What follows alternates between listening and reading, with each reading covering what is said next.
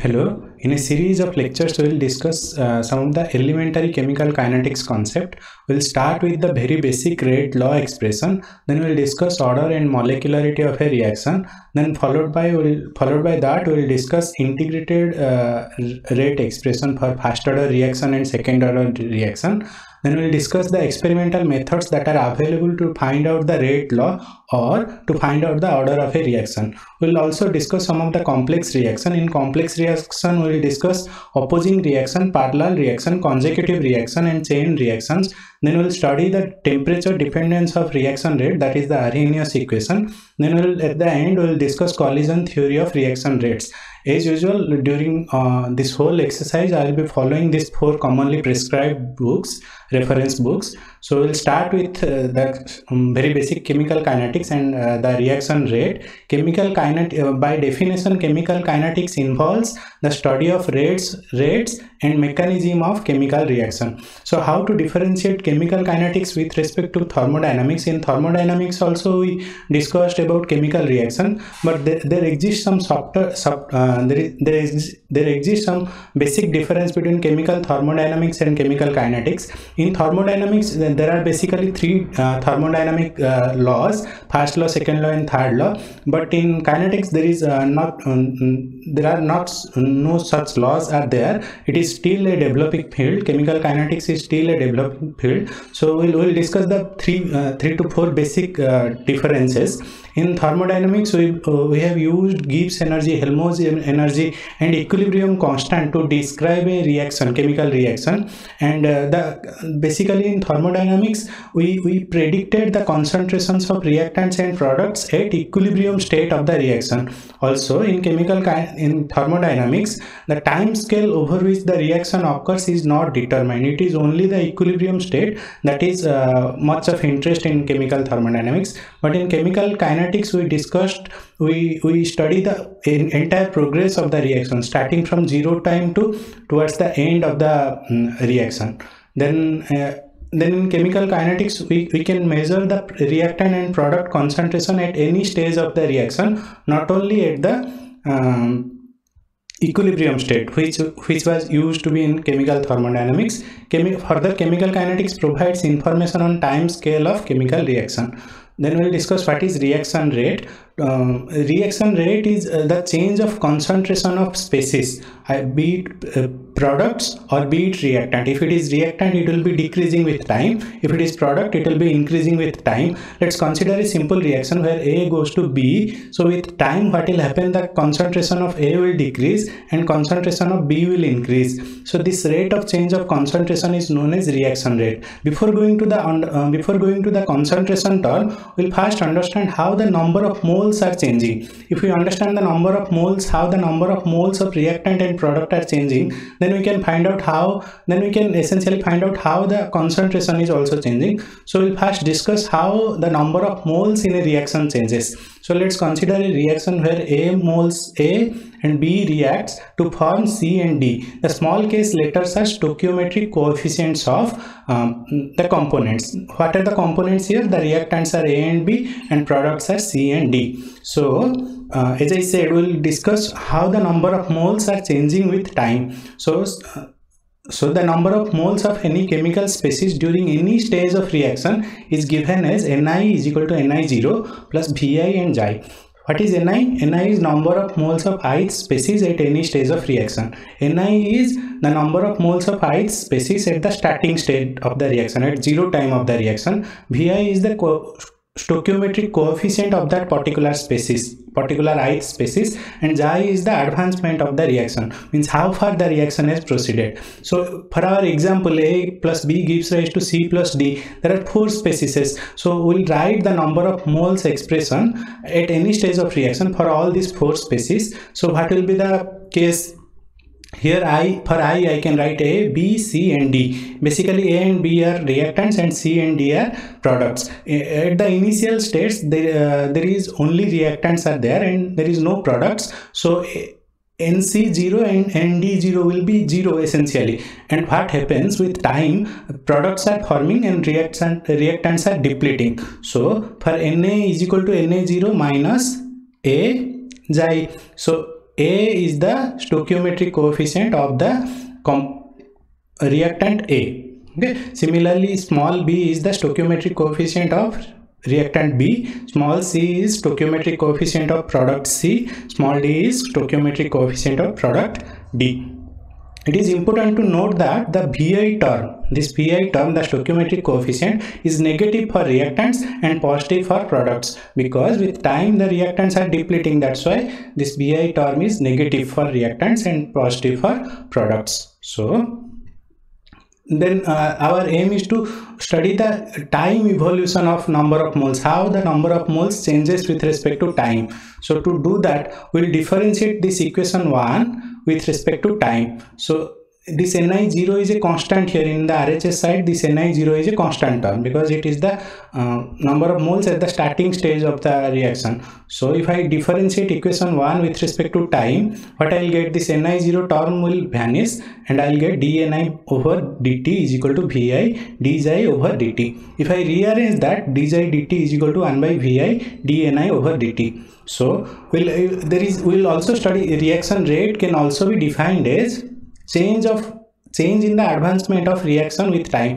What is advancement of reaction? Xi is advancement of reaction. Change in advancement of reaction with time means dxi by dt. So rate can also be defined as dxi over dt. Therefore, rate of a reaction with respect to change in number of moles of any given species with time can be defined as rate is equal to dxi by dt. What is dxi by dt? Dxi by dt is nothing but 1 by Vi dni over dt. So 1 by Vi dni over dt. What is Vi? Vi is the stoichiometric coefficient of ith species. Ni is number of moles of ith species. Vi is, it is important to note, Vi is always negative for reactants. Now let's consider an example. Consider an example where nitrogen oxide reacts with oxygen to form nitrogen pentoxide. Nitrogen dioxide reacts with oxygen to form nitrogen pentoxide. So if I write rate of reaction, reaction rate in terms of number of moles, what I'll get?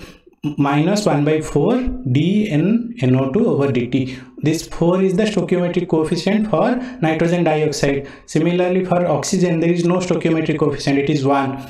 And for reactants there is a negative side. For products there is positive side, only positive sign.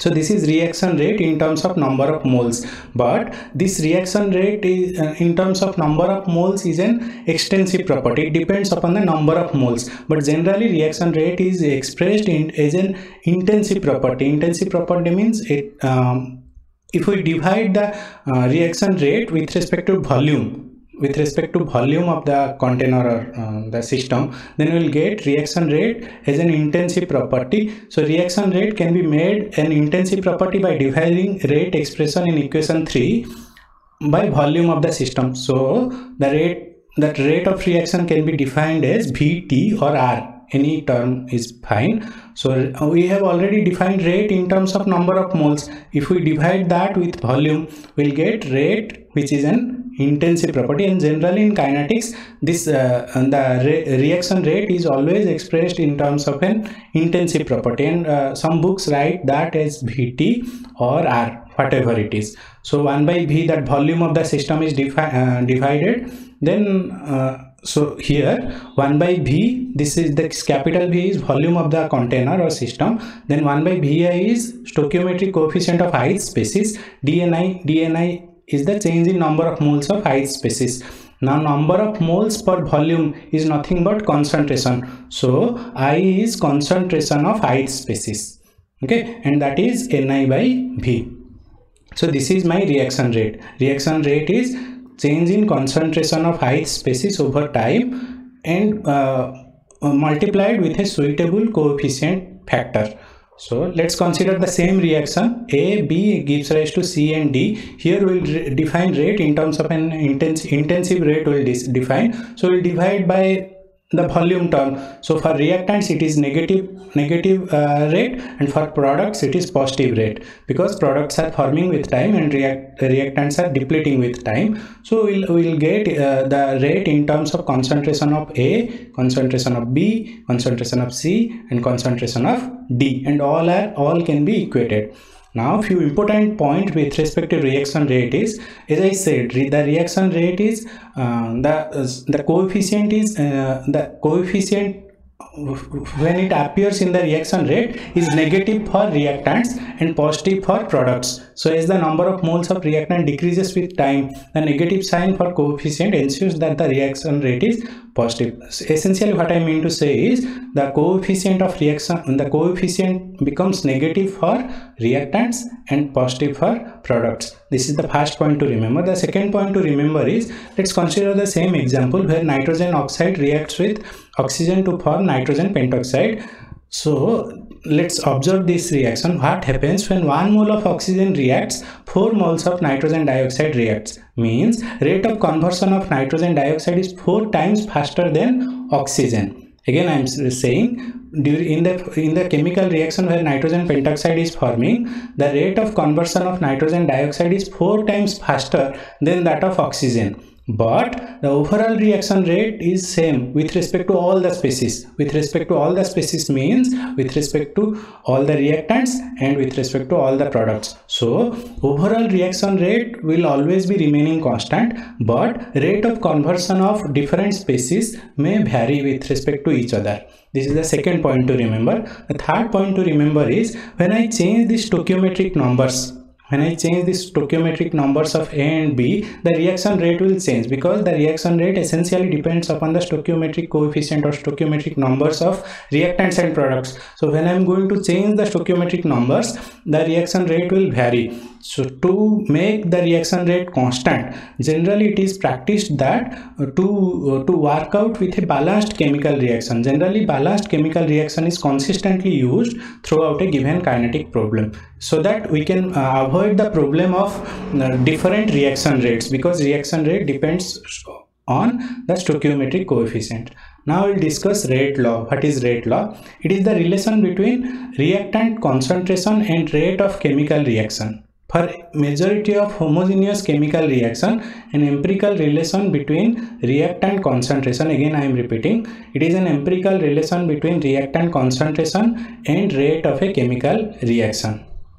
So this relationship is called rate law. Rate law depends upon many factors. They are temperature, pressure, concentration of the species involved, the phase in which the reaction is taking place, whether it is homogeneous reaction or whether it is heterogeneous reaction. So let's consider the same general example where A and B reacts to form C and D. For the above reaction, I can write rate is equal to K A to the power alpha concentration of B to the power beta. Here alpha is known as order of reaction with respect to species A, and beta is known as order of the reaction with respect to species B. The overall order of the reaction will be alpha plus beta. The overall order of the reaction will be alpha plus beta. Alpha is order of the reaction with respect to A, beta is order of the reaction with respect to B. This K, small k, is called rate constant. Rate constant is dependent on pressure and temperature,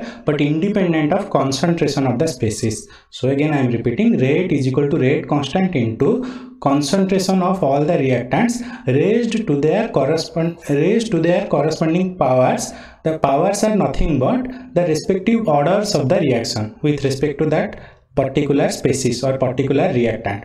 So there is a term up here that we defined a new term, that is called order of the reaction. Now what is order and what is molecularity of the reaction?